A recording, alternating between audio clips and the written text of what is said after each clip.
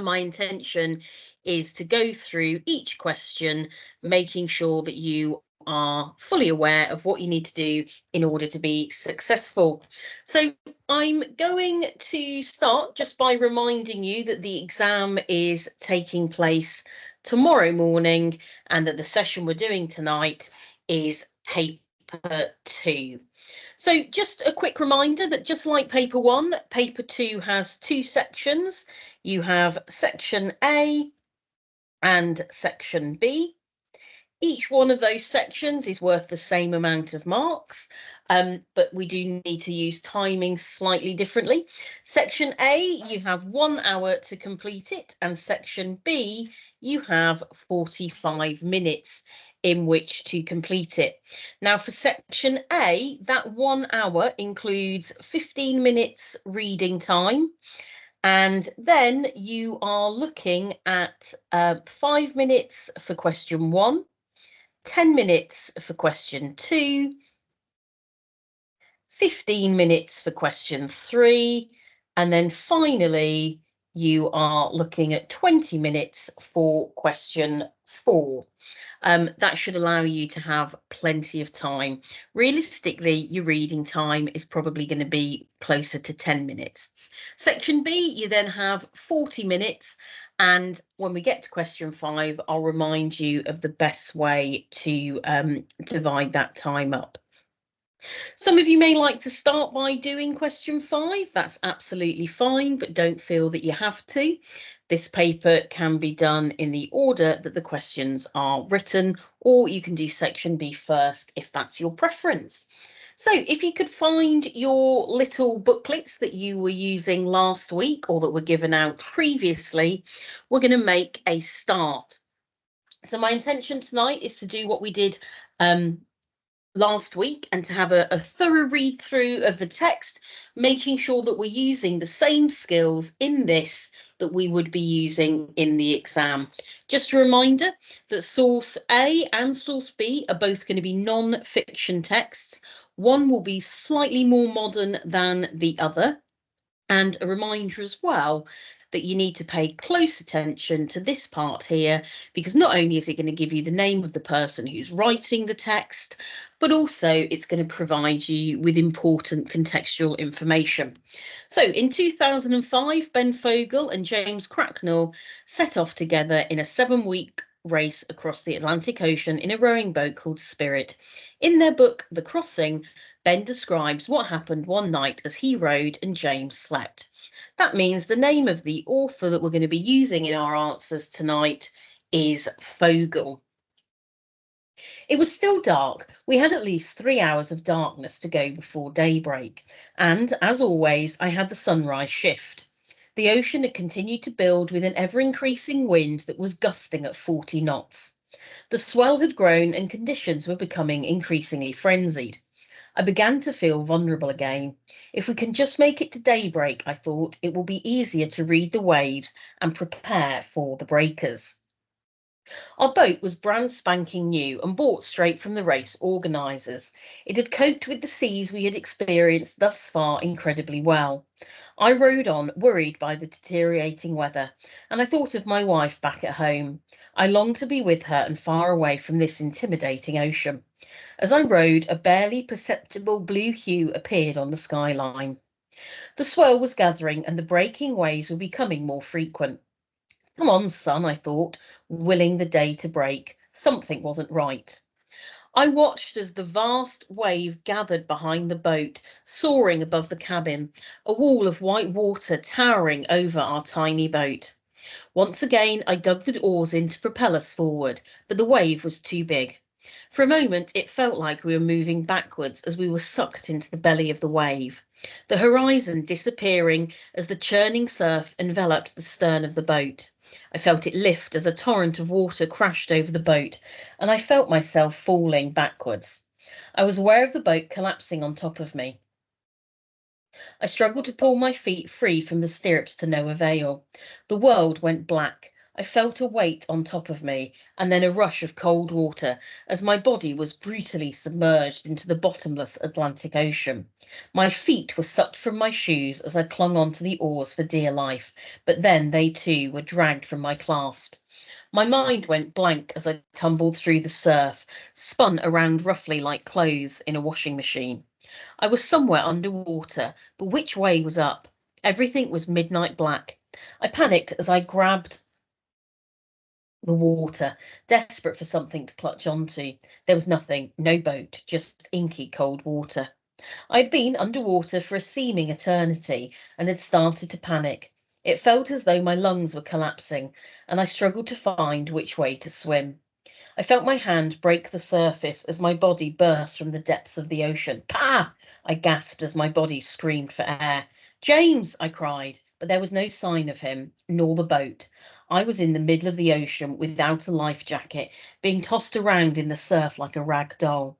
I spun around in the water, gripped by panic. There was the boat, a black upturned hull. "James!" I screamed again. Nothing in life had prepared me for this. No amount of planning could have readied me. What the hell now? Who would ever find me out here, hundreds of miles from the nearest boat, let alone land? I had to get back onto that boat. My mind was numb with shock, but somehow I made it back to the upturned hull and clung on. There was still no sign of James. Why wasn't the spirit righting herself? I fretted as I hauled myself up to her keel. I could feel the boat listing. Slowly but surely, the boat began to turn on me. I clutched onto the grab line as I collapsed back into the water. The boat springing upright, I clung on silent and in shock. "Ben!" I heard James cry. He was alive, thank God. I'm here," I squeaked, still clutching the grab line. All around us, the ocean was strewn with debris, loose equipment from the deck. After 5 weeks at sea, we'd become complacent and had stopped lashing things down. We could only watch as all our worldly possessions drifted away into the rolling ocean. So my recommendation is that once you've read the first text, before you go on to read the second text, you take just a couple of minutes to summarize what the text is about.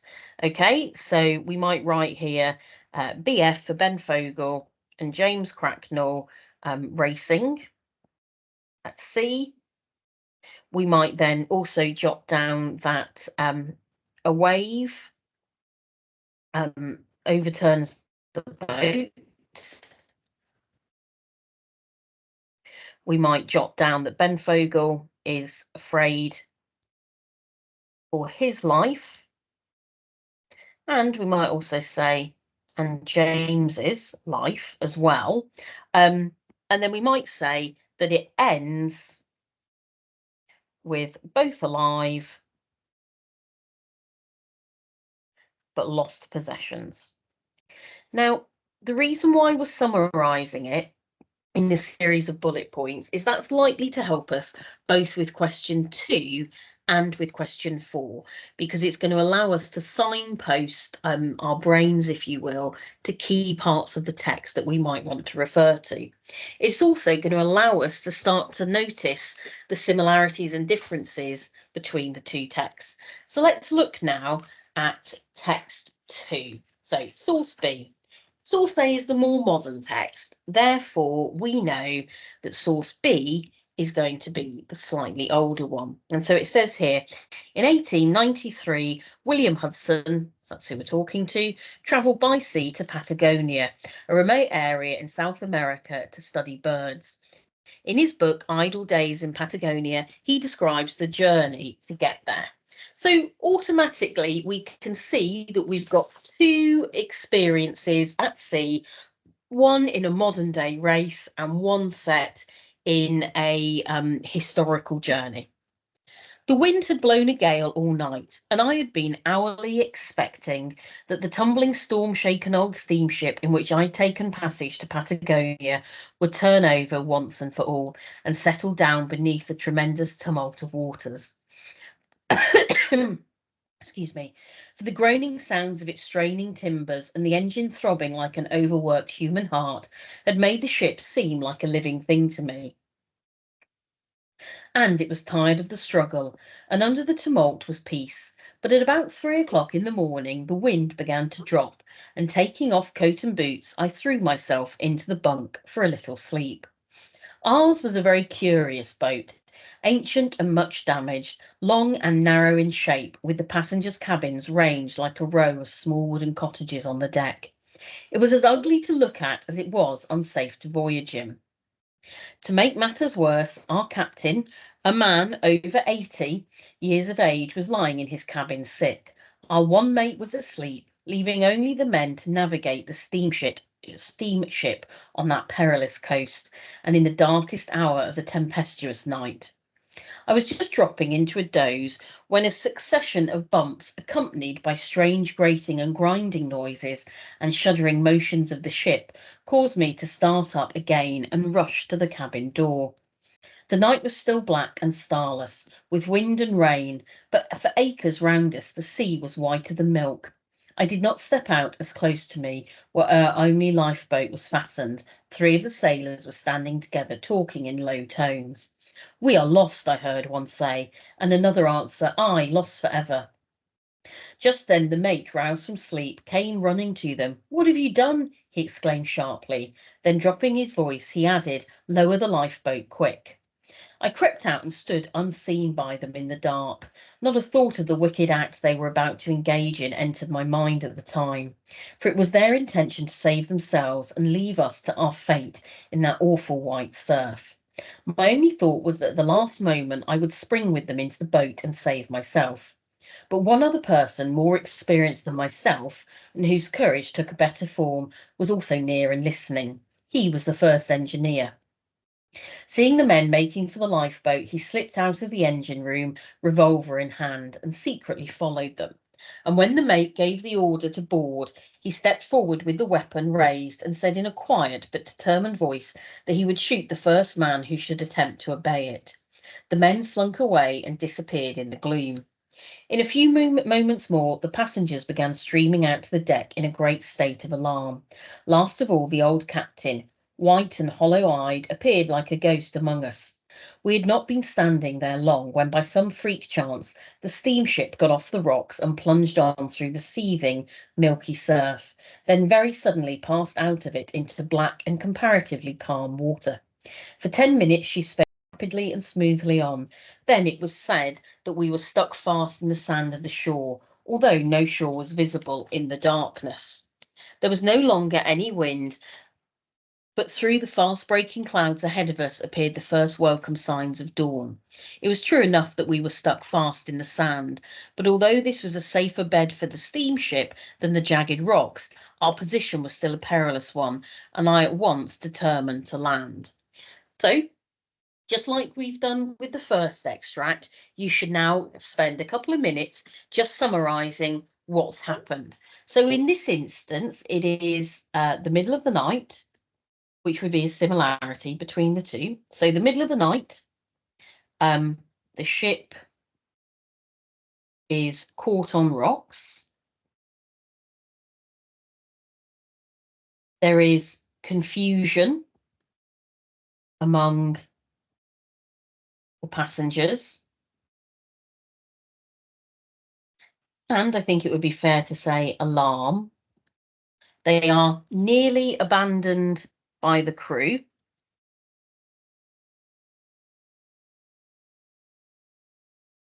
But at all points, the ship does not sink.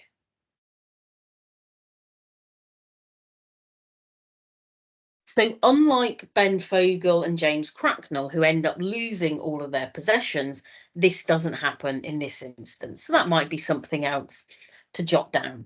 So, once you've read through those two texts, and that's taken us about 16 minutes, so 15 minutes of that would obviously be much easier to do when reading in your own head. What we've done now is we've read both texts, and we should have a comprehensive understanding of what's happening in the two. Now, your summary of these can be in the form of bullet points, a couple of sentences, doesn't really matter, just as long as you've got something to help your brain hook onto the key points. So let's have a little look at some of these questions. So we're going to start by having a quick look at question 1. Now, I'm obviously not going to go through the answers of question 1 in any particular detail. I just want to remind you of a few key things. So firstly, question 1 is going to only be focused on a small section of the text. And here it tells us that it's lines 1 to 12. So the first thing you would want to do is to simply draw a box around the section that this is being asked, that you're being asked to look at. And we're going to use that when we check through our answers. Now, before we look at any of our answers, let me just go through how you need to fill this out. So it tells you to choose 4 statements below which are true. It tells you to shade the circles in the boxes of the ones that you think are true, to choose a maximum of 4 statements. If you make an error, cross out the whole box. If you change your mind and require a statement that has been crossed out, then draw a circle around that box.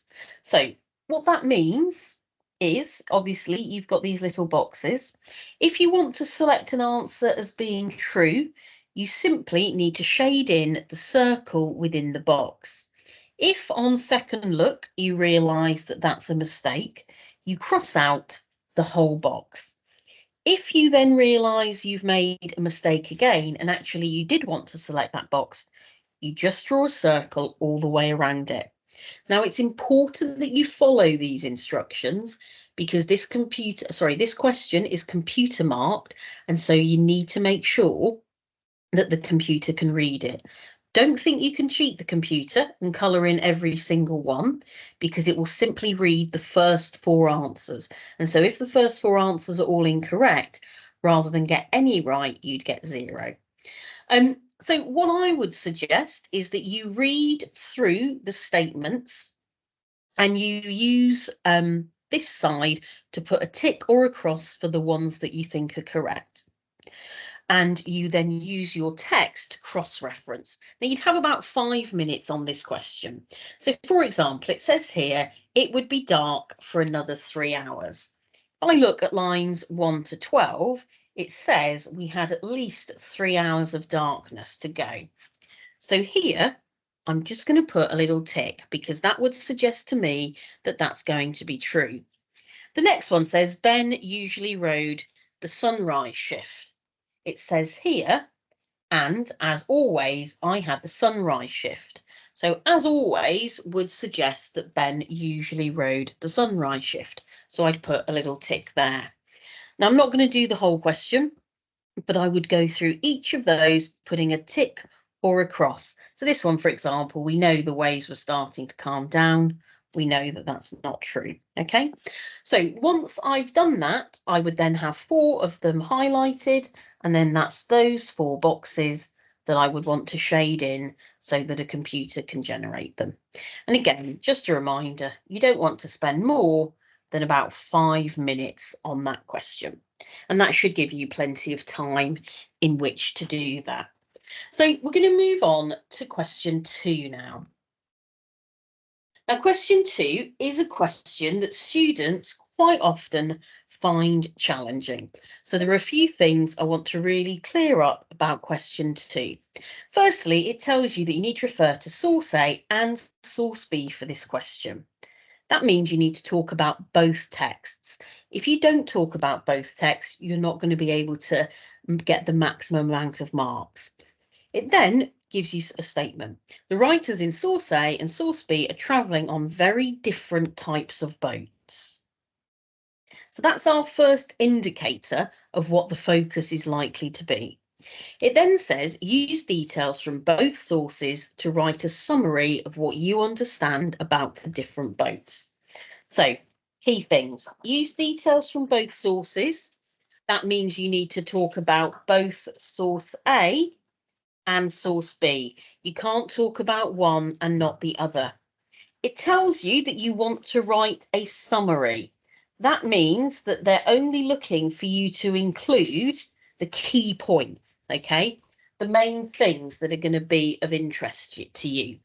And then it tells you what you understand about the different boats. Now, every single year, when I mark this question, students tend to write about the wrong focus. So I really want to impress upon you that you double check this, okay? Because you don't want to be making that mistake. The other thing I need to remind you of is that this is worth 8 marks. So you only need 2 paragraphs. And each of those paragraphs needs to have statement quotation inference plus statement quotation inference. And I'm going to model that for you in a minute so you know exactly what I mean. So you're looking at 2 paragraphs and you have about 10 minutes. Now, it may well be that when you've read through these 2 sources, you may already have a really solid understanding of the differences between the 2 boats. And so you might want to spend a minute or 2 jotting down what some of those differences are. So this one, for example, we know is brand spanking new.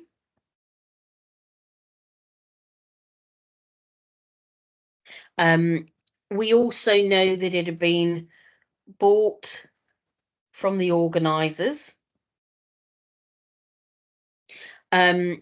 We also know that it's powered by humans, that it's a rowboat, that it's rowed. We are also told that it's got oars, okay? But we don't need loads and loads of details. So just jotting down some of these would be fine. Now it's telling us that these boats are different. So from what I remember about source B, I'm going to want to include ideas that are different. So if this boat is brand spanking new, we know that this is a curious boat, that it is ancient and much damaged.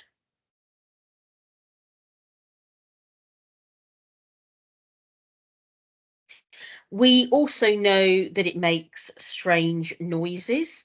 We're also told that it's like an overworked human heart engine, like an overworked human heart.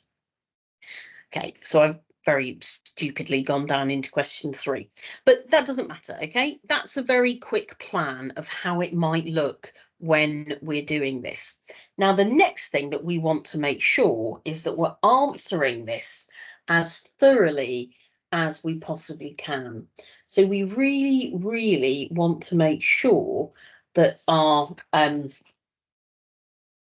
statement quotation inference paragraphs are as clear and concise as possible.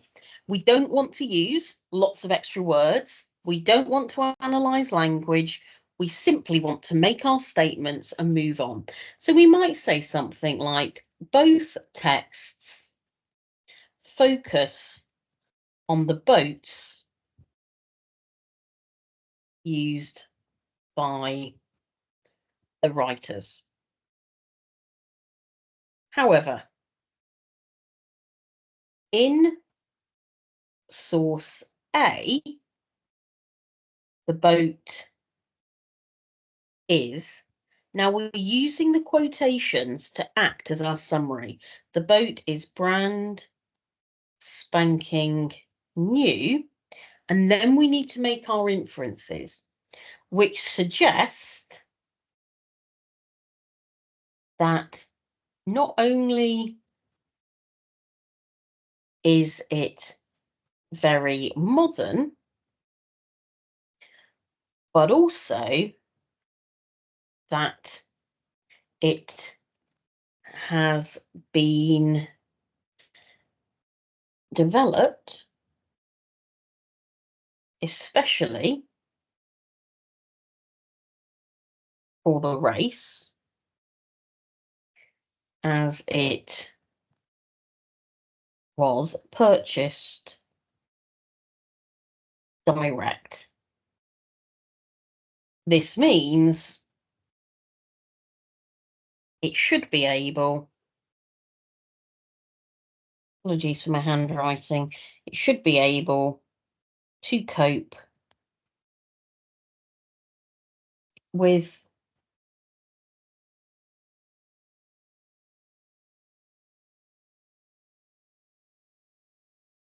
the demands of the race. So that's my first paragraph written, okay? I'll go back through and explain how the marks would be allocated for it after I've done the second one. Whereas the boat in source B is ancient and much damaged, which suggests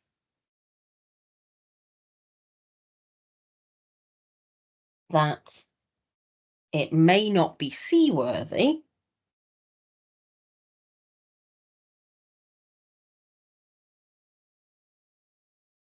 or fit for purpose.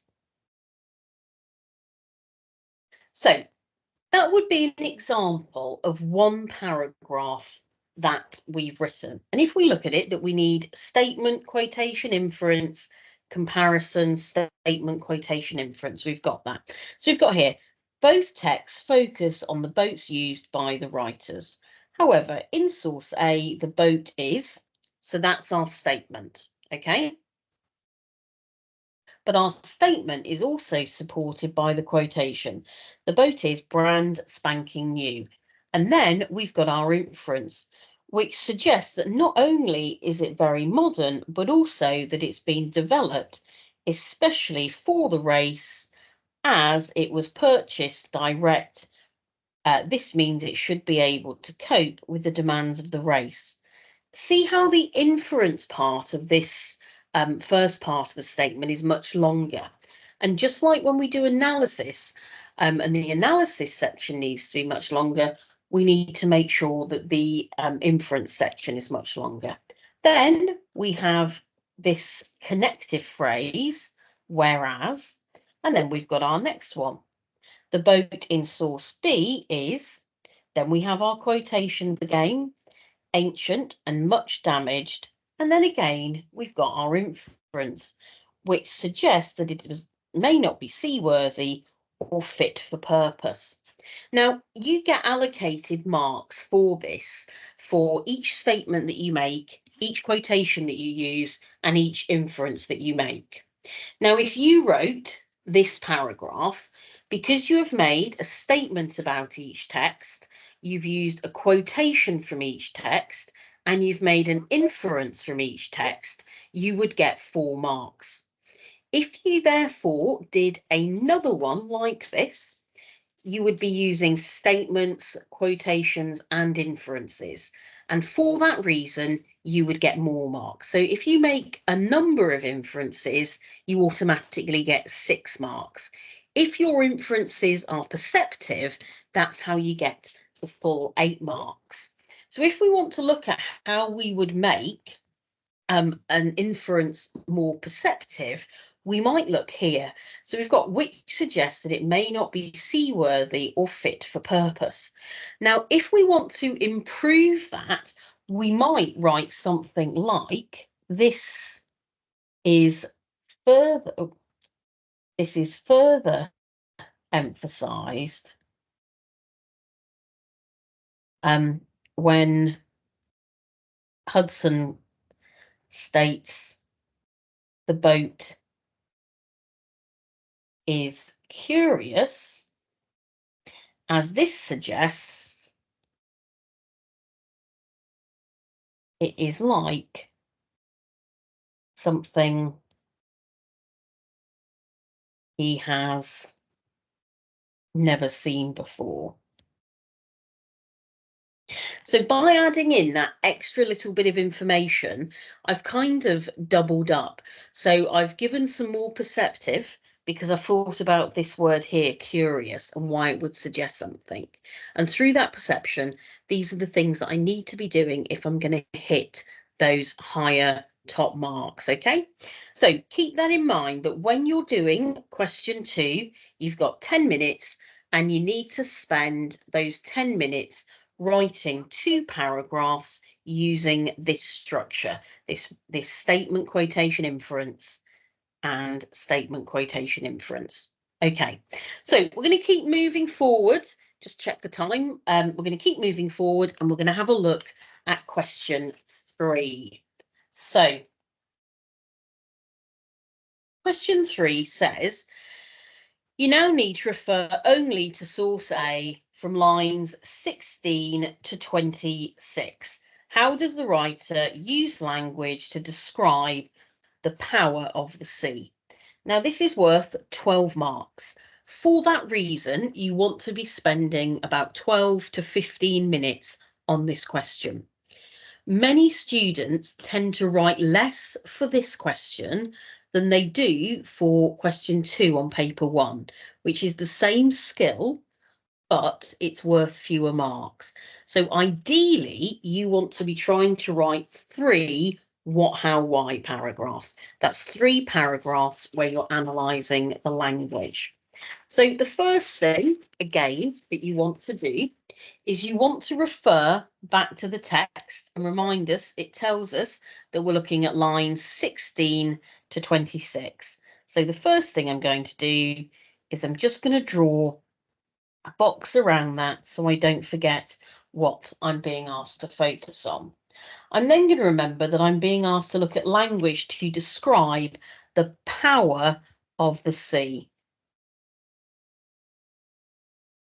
And I think it's really good to write down that focus when you look at the question, when you look at the extract, so you know what you're going to be looking at. Now, it's really important that you annotate this, and you really need to be thinking about how the language that you're selecting is going to allow you to do the writing. So we've got here, I watched as a vast wave gathered behind the boat. So as I read this through, I'm just going to underline anything that to me talks about the power of the sea. So vast wave gathered behind the boat, soaring above the cabin, a wall of white water towering over our tiny boat. Once again, I dug the oars in to propel us forward, but the wave was too big. For a moment, it felt like we were moving backwards as we were sucked into the belly of the wave, the horizon disappearing as the churning surf enveloped the stern of the boat. I felt it lift as a torrent of water crashed over the boat, and I felt myself falling backwards. I was aware of the boat collapsing on top of me. I struggled to pull my feet from the stirrups to no avail. The world went black. I felt a weight on top of me and then a rush of cold water as my body was brutally submerged into the bottomless Atlantic Ocean. My feet were sucked from my shoes as I clung onto the oars for dear life, but they were too then dragged from my clasp. My mind went blank as I tumbled through the surf, spun around roughly like clothes in a washing machine. Now, this extract is actually really rich in terms of language, and there are many things that I could talk about. But again, what I want to make sure is that I'm talking about the language that's going to allow me to satisfy the examiner's interrogation of my skill. And so what you want to be looking for are what words are going to be the best to annotate. So let's take, for example, this quote, wave was too big. If I try to use this as a way of explaining how powerful the sea is, the only word I could really focus on is the adjective big. But big means big, it means large. There's nothing really very smart or clever I can say about big, which means it just wouldn't be a good quotation to use. Whereas if I look here, it tells me that the vast wave gathered behind the boat. Now, there are several things here that would work. Firstly, I might talk about the use of the word vast and the connotations of it. I then also might look here at the verb and the preposition gathered behind, because that makes it sound like the wave is behaving in a way on its own, that it's alive. Again, if I look at this next one, soaring above, well, the word soaring again has connotations that I'd be able to analyse, and the preposition above, well, that kind of goes with behind. If something is above us, we might consider it overpowering. I've then got a wall of white water towering over our tiny boat.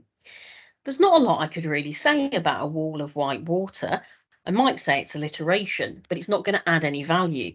Whereas here, the use of the verb towering again tells me how the wave is behaving. And I'm looking at how the sea is being very powerful. Likewise, I could look at how the preposition over is being used to display that. So if I just take stock, even in these first three sentences, there are a number of things I could write about. I could write about Fogel's use of verbs to suggest that the sea is powerful.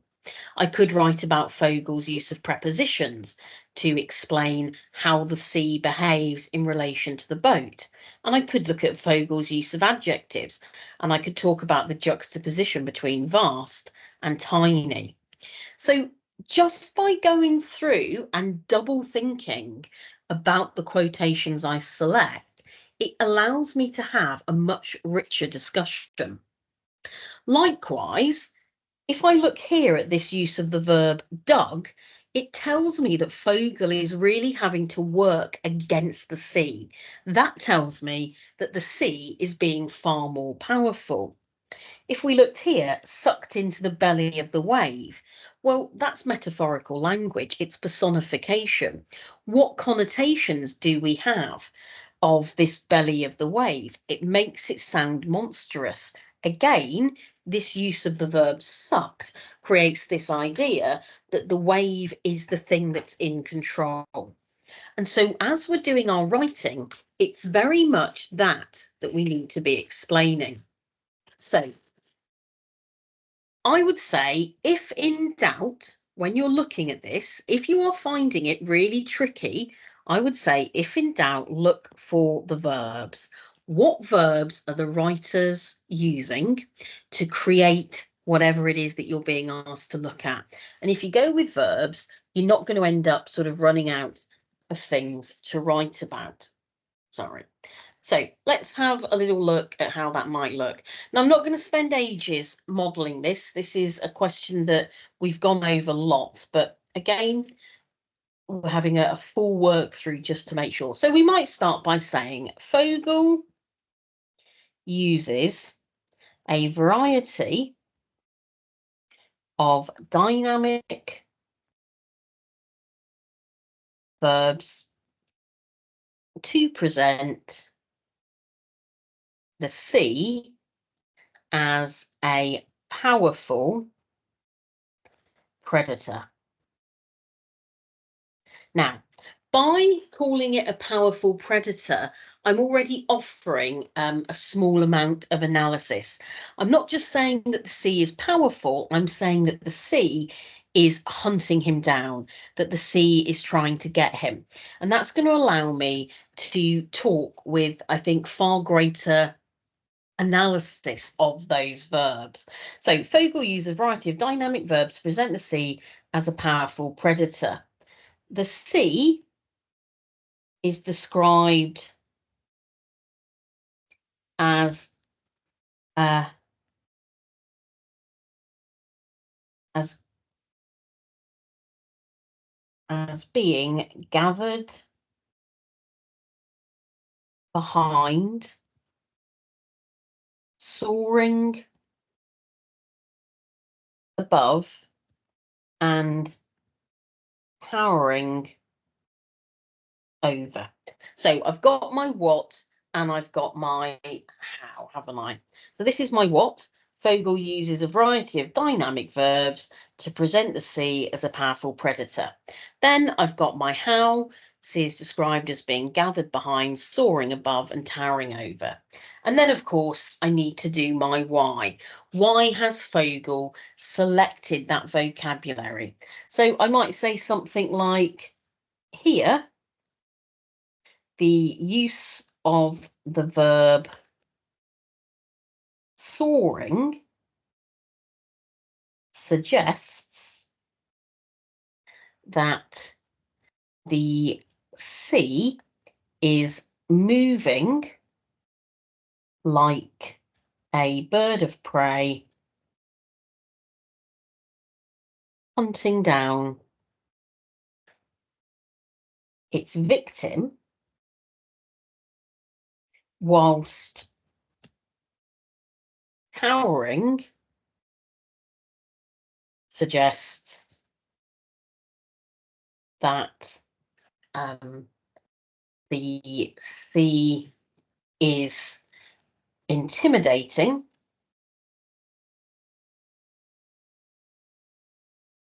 and powerful. And then we might talk about the connotations. So we might say rather like a stern parent towering over their child. By sort of making those allusions to something else, I'm showing the examiner that I understand the imagery that's being used.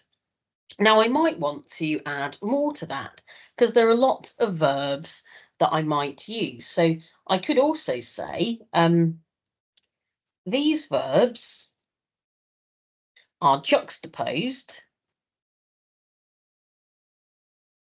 by Fogel, who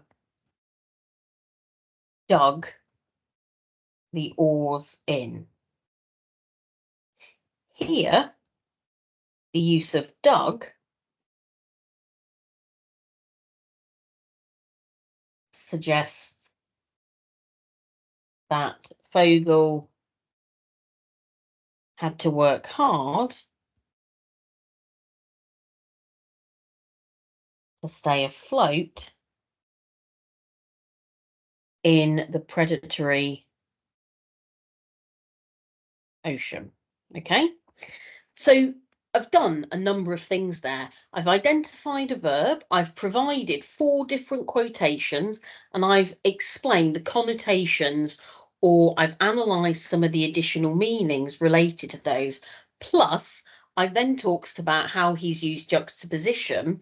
And instead of focusing on how Doug makes him sound weak, I've compared it to how it presents him in relation to the ocean, because that's really important.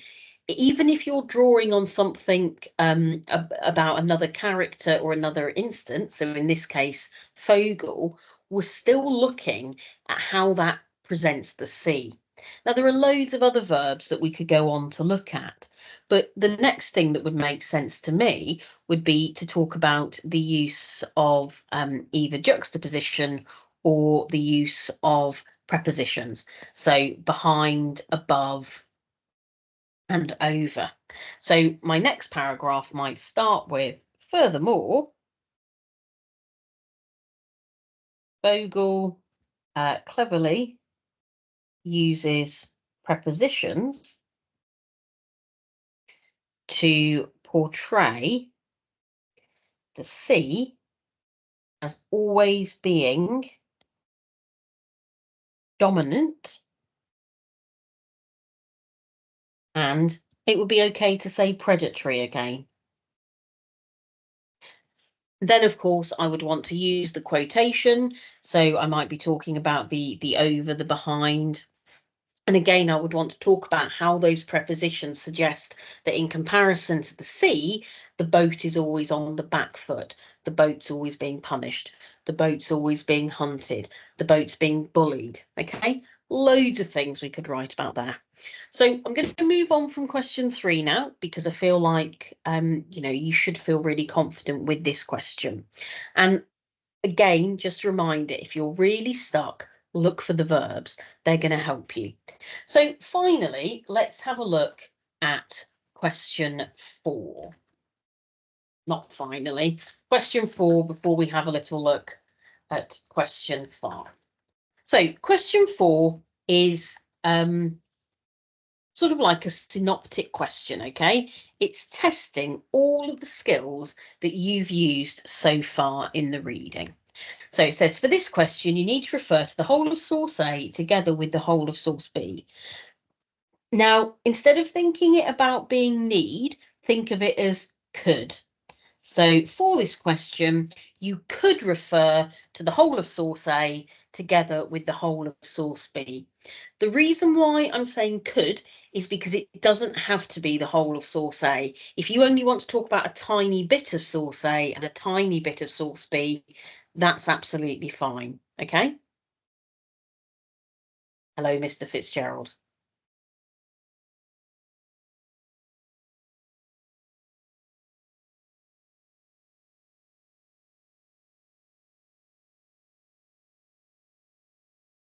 Okay, we've then got this part of the question. Compare how the writers convey their different perspectives and feelings about their experiences at sea. In your answer, you could. Now here, I think you should change this to should. In your answer, you should compare the different perspectives and feelings. Okay, so that's the what part of this answer. Compare the methods used to convey their different perspectives and feelings. That's also part of the what. And then support your response with references to both texts. That is the how and why for this question. So we then look at the question, and there are several components to this question that make it important. Firstly, it tells you to compare. That means you need to be using comparative phrases, comparative language, whereas, however, likewise, alternatively, on the other hand, etc. The next thing it tells you is how the writers convey. So how the writers convey, that's asking you to talk about the methods.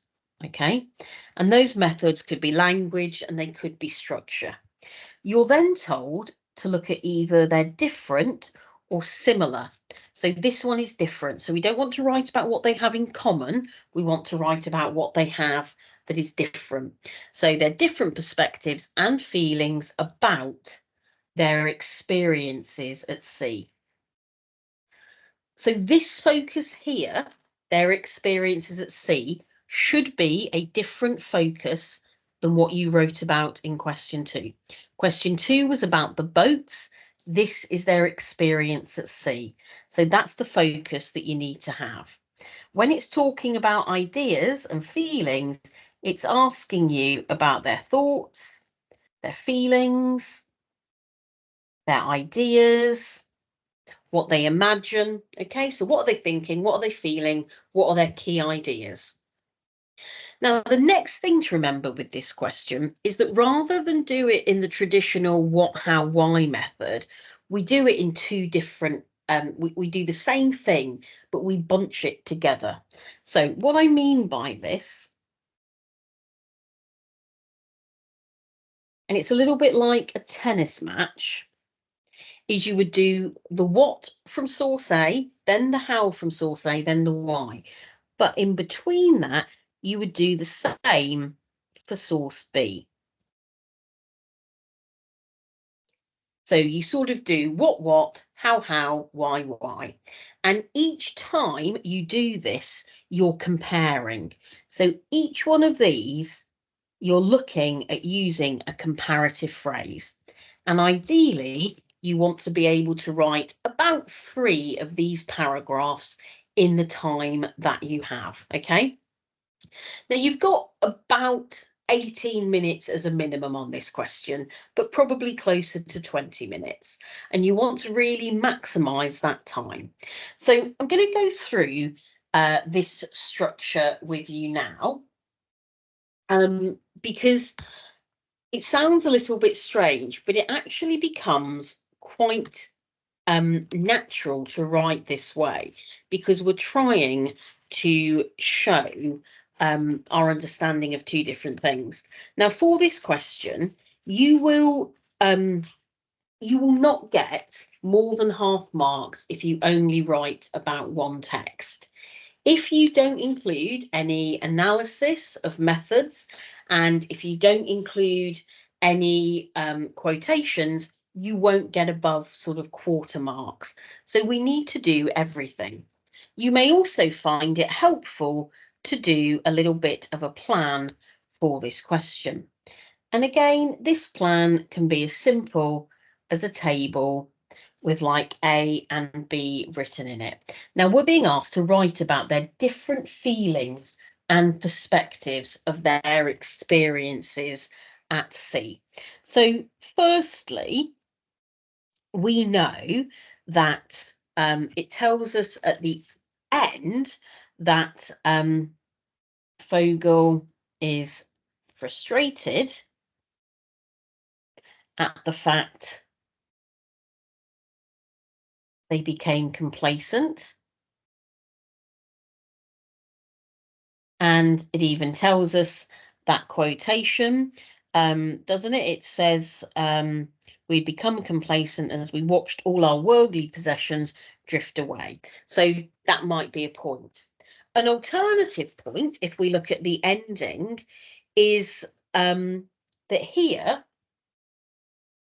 Hudson is eager to end the journey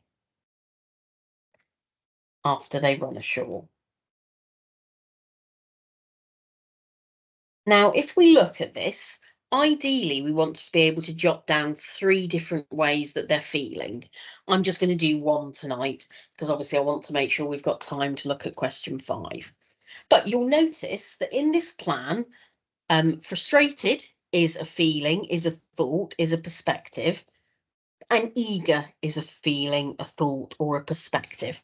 Becoming complacent, that's also a thought, process, a perspective, and wanting to end the journey would be another perspective. So by using these 2 elements, I've already sort of set the scene to talk about these different feelings and experiences. So I'm just going to model how to write this. So I'm going to write about source A using purple and then source B so that you can see this what, how, why structure. So I'm going to start by saying within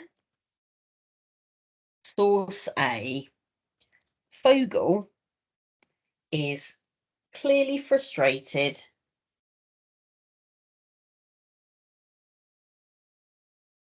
with himself and James after they lose their belongings. Okay, then I'm going to do the what for the second one. However, in source B, Hudson is anxious after the boat has run ashore twice and is eager to end the journey. So I've done my 2 whats. Within source A, Fogel is clearly frustrated with himself and James after they lose their belongings. However, in source B, Hudson is anxious after the boat has run ashore twice and is eager to end the journey. Then I'm going to do my quotations from them. So I'm going to say Fogel uses a tone of disappointment when he states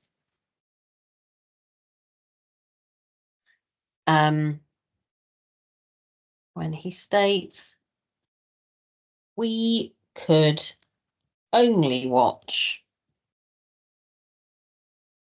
as all our worldly possessions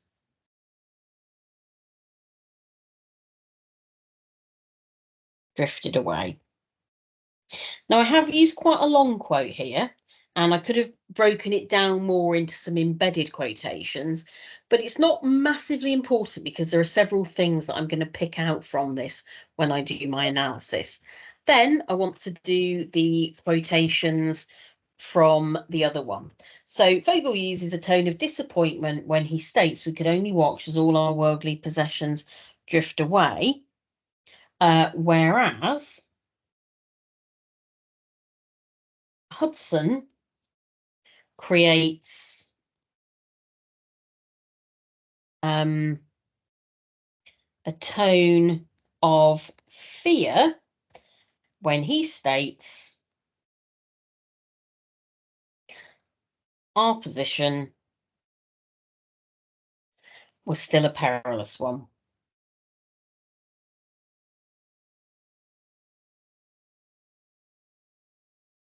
Okay, so I've done my what and I've done my how, and now I need to do the why.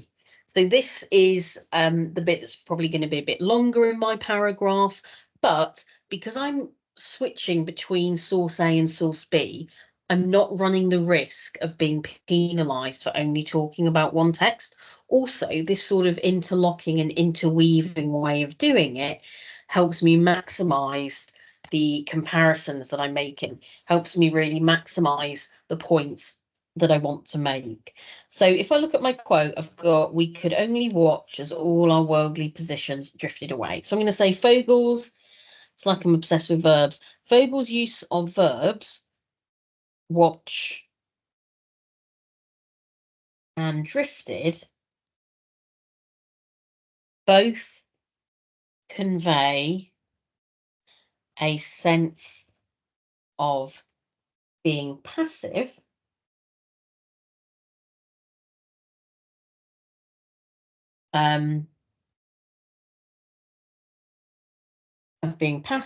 whilst also creating an atmosphere of frustration and disbelief that they could have become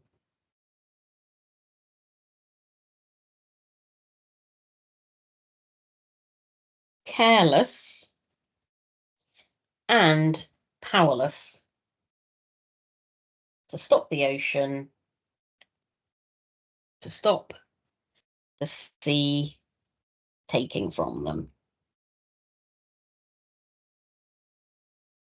So I've been very specific about the parts that I want to look at. So Fogel's use of verbs watch and drifted both convey a sense of being passive whilst also creating an atmosphere of frustration and disbelief that they could have become careless and powerless to stop the sea taking from them. On the other hand,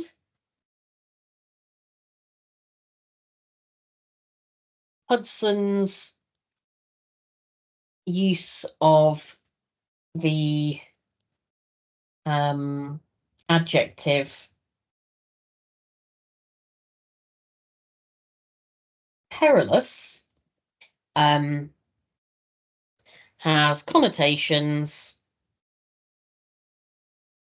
of being in mortal danger, which may convey to the reader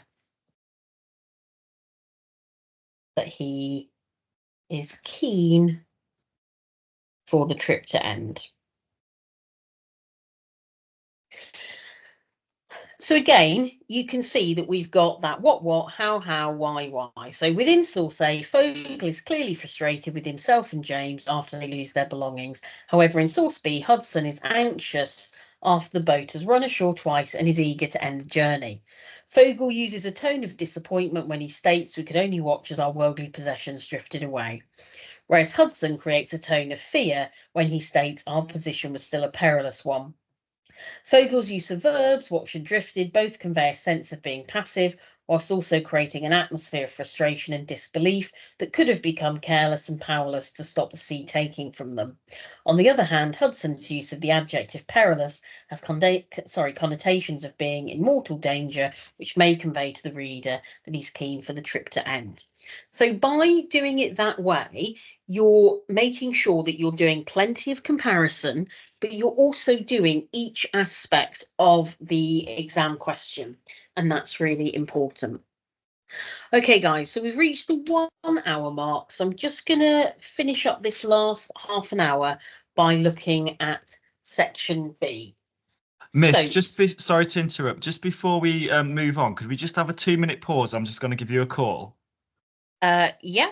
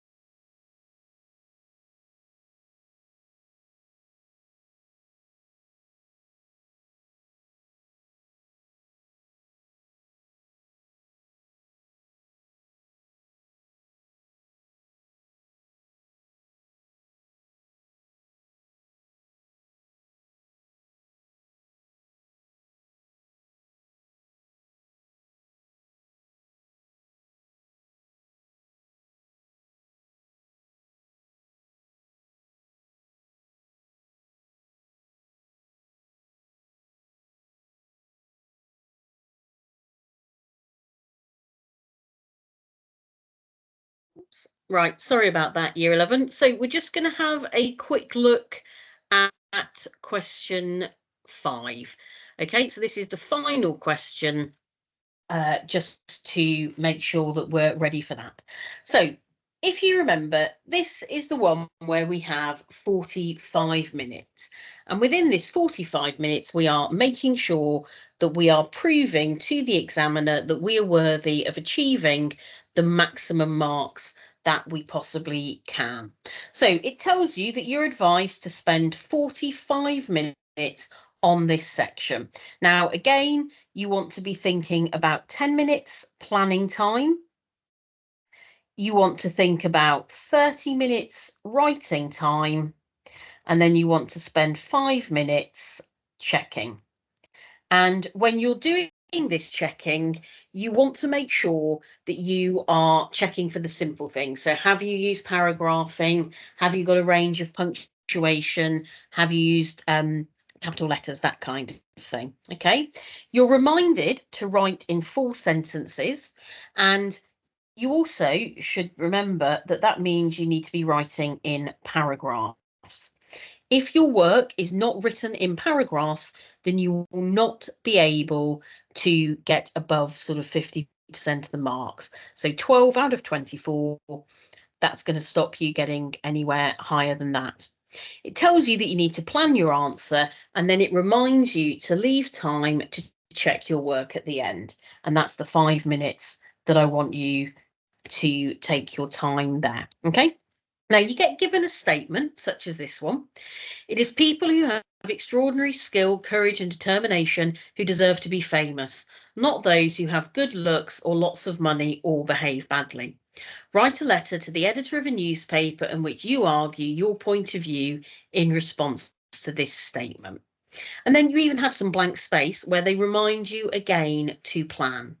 So I'm going to go through a couple of things with this. This is not like paper 1 question 4. You don't start by saying I agree or I disagree with this statement. Instead, you use this statement to help you formulate your argument. So you're told here that you are writing a letter to the editor of a newspaper in which you argue your point of view. So writing a letter is the format that you need to be using.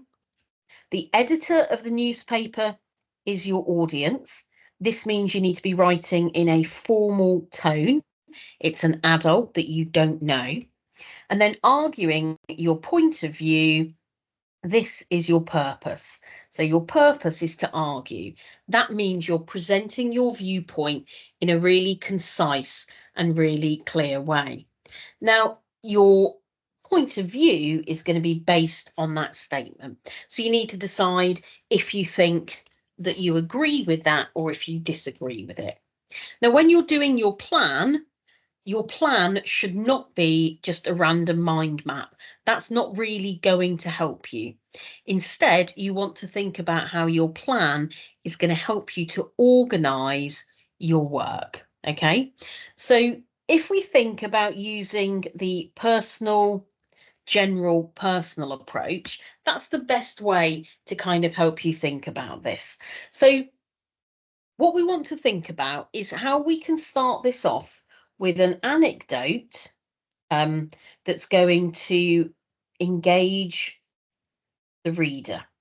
Okay, so we might think about an individual who, for example, may be very talented and isn't recognised for their talent because of everything that's gone on, for example.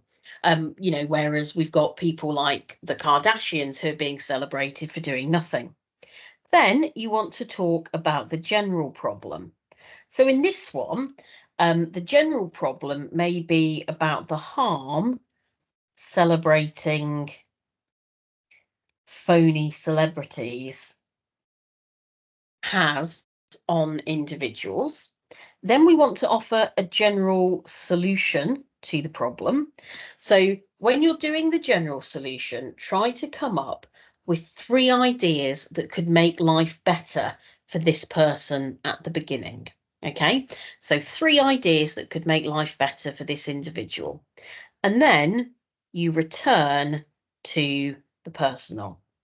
So you go back to this person at the beginning and you explain how the solution improved their life. Okay, so that would be a really rough plan. Now, if I'm going to do this, I might be thinking about how a girl called Emily becomes anorexic. I'll spell anorexic today. Becomes obsessed with body image because of what she sees on the internet and all of these phony celebrities. Okay, that might be what I'm doing. And then my 3 ideas here would be about trying to broaden the people published. So broaden who mags publish, etc. Okay, I'd start to flesh my plan out. Now, before I model how we might go about writing this as a newspaper article, I just want to cover the 3 types of text that you might be asked to write about. Okay. Now, sorry, Mr. Interrupt again. The visualizer's frozen. Oh, is it working now? Nope. Okay, hold on.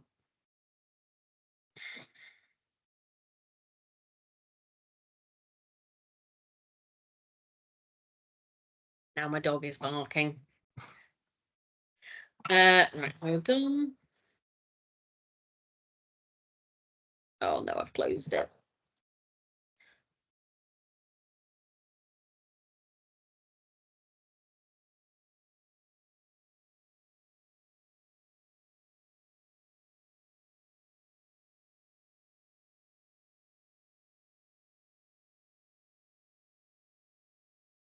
Okay, should be there now.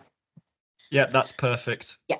So there are 3 types of text that you're likely to be asked to write about. And that could be either a speech, a letter, or an article. Now, if you're being asked to write an article, that could be a magazine article, it could be a newspaper article, or it could be a website article. Any of those options could come up. Regardless of what those are, you would use the same format. Now, in the last 3 years, we've had each of these come up. And so it really could be any of them. You know, I don't want you to think, well, I'm only going to learn how to write a speech because that's definitely going to come up. That's not the case. It's highly unlikely that you would be asked to do something other than one of those three.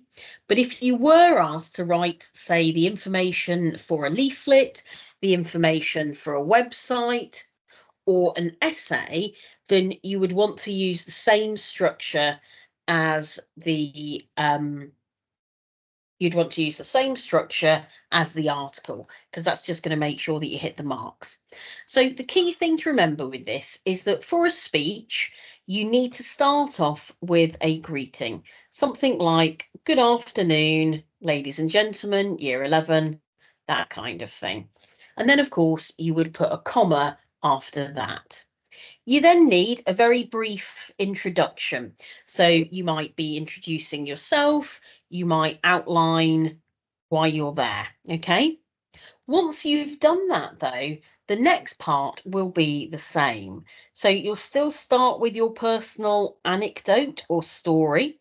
You'll still you'll still continue to talk about the general problem. You'll then talk about the general solution before returning to the personal. And then the other thing to remember is that you need to finish this off with an appropriate ending. So that might be something like, thank you for your time. Okay, something like that. And you might ask any questions. If you're being asked to write a letter, you need to make sure you're setting that out in the correct way. So a letter, you need to have your address up here. You do not need to write it out. You can simply draw a box and write address in it. The address of the person you're writing to. And then you do want to write the date out. So it'd be Thursday, 6th of June, 2024. And then you want to start with dear whoever, okay? Then the pink bit is the same. So personal anecdote, general problem, general solution, return to personal. And then you need your sign off. Now, if you know the name of the person, it would be yours sincerely. If you don't know the name of the person, it would be yours faithfully. And if you feel like putting a bit of oomph into your letter, then you might write something like yours in disgust, yours in disgrace. You know, I await your reply with bated breath. Now, an article has several features again. So you need to make sure that you have a headline, which is something that's going to grab your reader's attention. That's then followed up by a strap line. Now your strap line may be based on the statement that you've been given. And then of course you carry on as you would have done. So again, you've got your personal anecdote, your general problem, your general solution, your return to the personal, and then you finish that off with a call to action. So you're encouraging your readers to do something with the information that they've been given. Okay. Now, those are realistically the 3 types of text that you're likely to be asked to write. If it's anything other than those 3, use this layout, okay? Because it's going to be the one that will lend itself the most naturally to the information for a leaflet, a website information, okay? So let's have a very quick look at what we are doing for this question. This question is asking us to write a letter to the editor of a newspaper. So we're going to start off by just writing address, because that's what we need to do. Then I'm going to put editor address here. And then, of course, I'm going to write the date out properly. Thursday, this is what tomorrow's date will be, Thursday, the 6th of June, 2024. Now, I can either use the name of the editor or I can not use their name, and I can write Dear Sir or Madam, or I can write Dear Editor. I don't ever want you to spend ages worrying about that little bit, okay? You've got to think really naturally about why you're doing it. Now, you might want to write a bit of an introduction when doing a letter as well, and that's okay. So we might write, for example,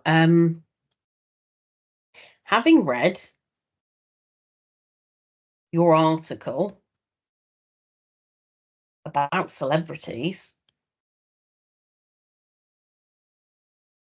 in your recent issue, I felt compelled to write to you to share my views. So I've got just a little bit of an introduction that's going to help me bridge what I want to say. I then might write something like, please read Emily's story.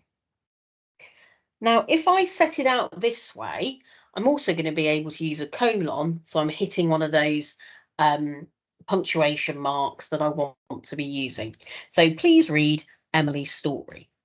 And then what I want to do is I want to really set that scene. So I'm going to say, locked in her bedroom alone, Emily spends hours scrolling through Instagram, Twitter, not call that anymore, and TikTok, comparing herself to the thin, blonde models who look nothing like her. So what I'm using here is a range of emotive language to try and really get my audience, this editor, to hear what I'm saying. Okay, so I'm using that emotive language. Now, obviously, I want to make sure that I'm answering the question, because remember, if I don't answer the question, that's also going to have an impact. So I need to explain that these celebrities are not the right kind of role models. These so-called celebs have become a huge problem in our modern world. It is completely wrong that we celebrate the unattainable beauty standards of, and here we can use some vocabulary that perhaps isn't going to make it sound like we really appreciate those people. The beauty standards of vapid, Barbie dolls, rather than the achievements of truly talented individuals. So now we can see that by using this emotive personal approach, I've drawn my reader in and I'm beginning to outline to them exactly why there's a problem.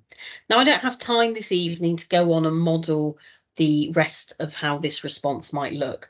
But what I would then want to go on to do is say, it's not just young girls like Emily who suffer, it's children up and down the country, or it's not just young girls like Emily who suffer. There are hundreds of boys who feel vulnerable when faced with unattainable role models. Okay, it doesn't really matter in terms of what you're moving on to, but you're looking at that general opinion, and then you move from that general to offer some solutions. So you might suggest that magazines need to do more to present a wider variety of role models, that kind of thing. Okay then, guys, so that is your hour and a half of us going through this paper. Hopefully that's been helpful. And certainly do spend some time just looking over these notes. If you want some extra guidance on this question 5 on the personal general personal approach, there is another video on the YouTube channel where I model how to write it, and then I also show you how you can change each one to suit the different text of speech, letter, or article. So guys, I'm going to say good night to you all. Make sure that you do get a good night's sleep and that you do some careful, sensible revision, but don't stay up too late. And thank you very much for those of you who joined us. Okay, good night, guys.